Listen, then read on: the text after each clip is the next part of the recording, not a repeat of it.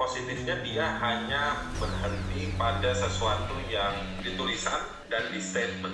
Pak, ada tambahan untuk yang positif ini? Nggak ada ya, saya masih susah. Ya ada sih dari sisi-sisi yang rutinitas, yang sebetulnya autopilot. Nggak ada presiden pun misalnya listrik berjalan. Nah jadi ada kebijakan-kebijakan yang dibuat, tetapi dia hanya mencari gimmick-gimmick kejutan untuk menunjukkan bahwa ini saya lakukan ini reforma agraria. Ya kan?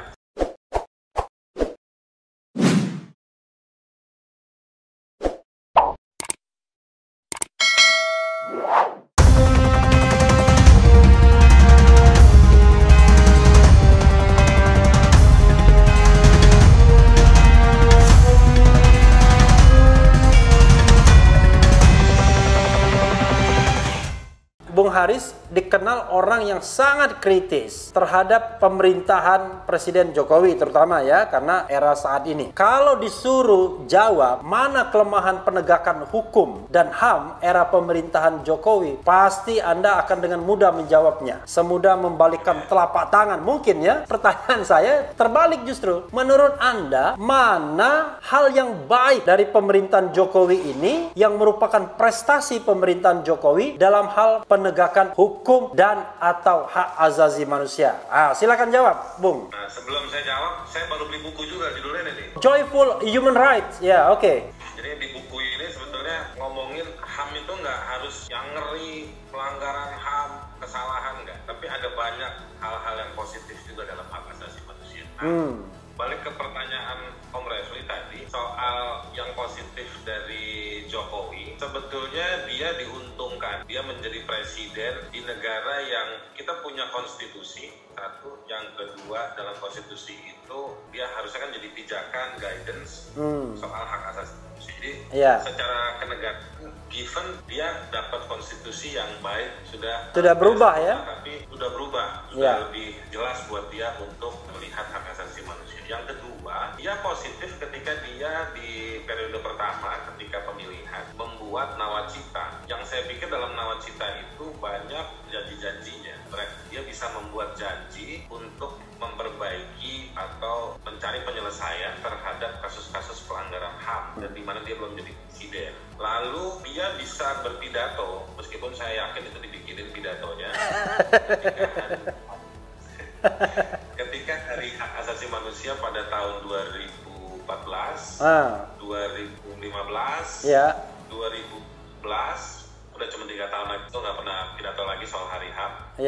Yang dia daftar prioritas apa saja yang menjadi concern di bidang hak asasi manusia, misalnya soal hak masyarakat adat, soal reforma agraria, penyelesaian kasus-kasus pelanggaran HAM yang berat, perlindungan terhadap kelompok minoritas. Nah, dia bisa membuat janji-janji tersebut, tapi ya itu dia, positifnya dia hanya berhenti pada sesuatu yang ditulisan dan di statement. Nah, hak asasi manusia dia tidak bisa hanya pada tulisan dan statement saja. Itu satu capaian, tetapi dan itu juga bukan sesuatu yang aneh dan miracle gitu ya, keajaiban itu enggak. Hari ini semua negara sudah cukup baik atas hak asasinya, tapi kemudian bagaimana hak asasi tersebut bisa menjawab. Dalam hak asasi manusia ada prinsip namanya answerability. Jadi bagaimana kemampuan menjawab situasi-situasi yang sangat konkret di lapangan.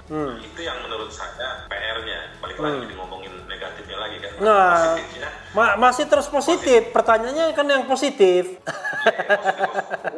Jadi dia secara konstitusional diuntungkan, dia secara politis dia bisa bikin janji di awalnya, selanjutnya bisa pada momentum-momentum tertentu saja dia bisa membuat pernyataan hal-hal yang prioritas dalam kacamata hak asasi manusia. Itu yang positif dari dia. Jadi itu yang positif ya. Tapi kalau saya pikir-pikir itu positifnya minim sekali. Pak, ada tambahan untuk yang positif ini? Nggak ada ya, saya masih susah. Ya ada sih dari sisi-sisi yang rutinitas, yang sebetulnya autopilot. Nggak ada presiden pun misalnya listrik berjalan, ya kan. Orang di beberapa titik masih bisa dapat air bersih. Ya hutan masih ada, meskipun ya maksudnya yang given ya, itu ada, artinya bukan dia pun itu tetap ada, tapi ya dia masih bisa menjaga hal-hal tertentu itu tetap ada.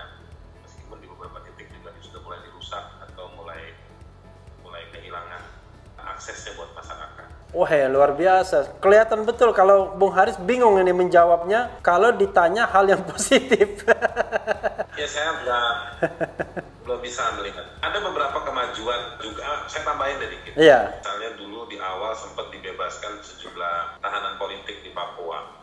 Lalu juga masyarakat adat, petani, atau nelayan yang dikriminalisasi. Tetapi itu bisa terjadi hanya lewat orang-orangnya di sekitarnya Jokowi. Mekanisme advokasi yang ada di Komnas HAM, mekanisme koreksi di Komisi Judisial, dan lain-lain, itu nggak dipakai atau nggak didengar oleh Jokowi. Jadi harus lewat Luhut Binsar Panjaitan, harus lewat Pitupulu, dan akhirnya dibungkus jadi kayak semacam ini kehebatannya rejim atau pemerintahan Jokowi. Menurut saya itu kurang elegan dari sisi ukuran fair trial, ukuran justice, ukuran hak asasi manusia. Menurut saya susah. Tapi ya ada beberapa. Tapi juga akhirnya setelah dibebaskan, misalnya tahanan politik di Papua itu ya nggak juntrung juga.